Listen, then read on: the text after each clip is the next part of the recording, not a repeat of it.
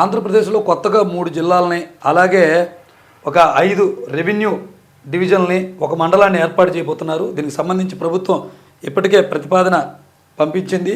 ప్రజల నుంచి ఏవైనా అభ్యంతరాలు ఉంటే తెలియజేయమని ఒక నెల గడువు కూడా ఇచ్చిందనమాట.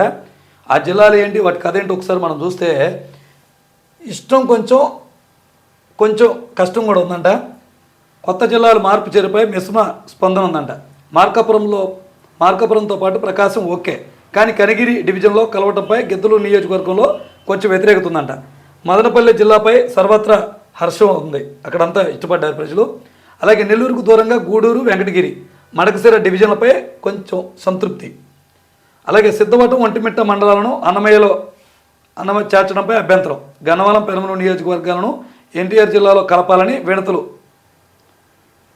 మొత్తానికి ఇది చంద్రబాబు నాయుడు గారు ఎన్నికల ముందు హామీ ఇచ్చారంట. అప్పట్లో జగన్మోహన్ రెడ్డి గారు కొన్ని జిల్లాలను అయితే విభజించారు. వాటికి అప్పుడు కొంత వ్యతిరేకత ఉంది, కొంత సానుకూలత ఉంది. ఆ వ్యతిరేకంగా ఉన్న వాటి మీద గతంలో ఆయన ప్రతిపక్షంగా ఉన్నప్పుడు చంద్రబాబు నాయుడు గారు దీన్ని మార్పు చేస్తే అధికారంలోకి వచ్చాక అన్నారు. అసలు మొత్తానికి ఈ హామీ ప్రకారమే ఈ విభజన అయితే జరుగుతుందన్నట. అభ్యంతరాలు ఉంటే ముందేగానే చెప్పమన్నారు. కొత్త జిల్లాలపై ప్రాథమిక గెజిట్ని కూడా విడుదల చేశారు. 3 కొత్త జిల్లాలు, 5 డివిజన్లు, ఒక మండలం ఏర్పాటు. 30 రోజుల పాటు అభ్యంతరాలు సేకరిస్తారంట. నేరుగా జిల్లా కలెక్టర్కి ఇది పంపొచ్చు అంట. చంద్రబాబు హామీ ఇచ్చిన మదనపల్లి జిల్లాలో పొంగనూరు నియోజకవర్గంలో పొంగనూరు, చౌడపల్లి, సదుం, సోమాల మండలాలను కలపడంపై ఆ ప్రాంత ప్రజలు సానుకూలంగా స్పందిస్తున్నారు.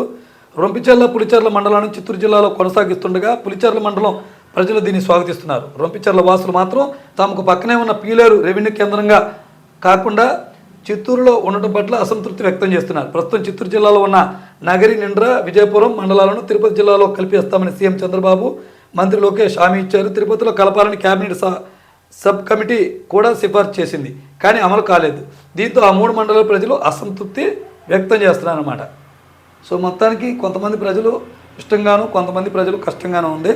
ఏదేమైనా ప్రభుత్వం నిర్ణయం తీసుకున్నాక ఎక్కువ ప్రజలు దానికి ఎక్కువ సానుకూలంగా ఉంటే అటే మొగ్గు చూపుతుంది. ఒకవేళ ఇష్టం లేకపోయినా అది ప్రజలకు పనికొచ్చేదైతే ఖచ్చితంగా చేసేస్తుంది.